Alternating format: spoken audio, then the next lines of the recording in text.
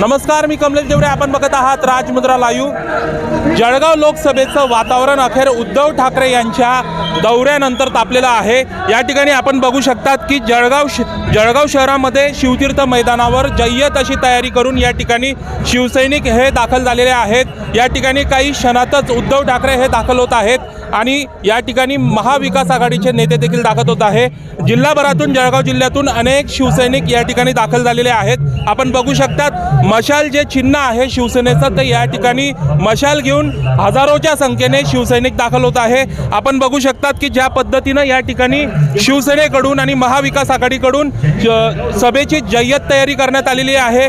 अनेक नेते या ठिकाणी दाखल होत आहेत. या ठिकाणी भाजप समोरच भाजप कार्यालय आहे आणि या भाजप कार्यालयासमोरच या ठिकाणी शिवतीर्थावर या ठिकाणी आपण बघू शकतात की ज्या पद्धतीनं महाविकास आघाडी आणि शिवसेनेची ही भव्य दिव्य जय्यत तयारी असलेली ही सभा पार पडत आहे.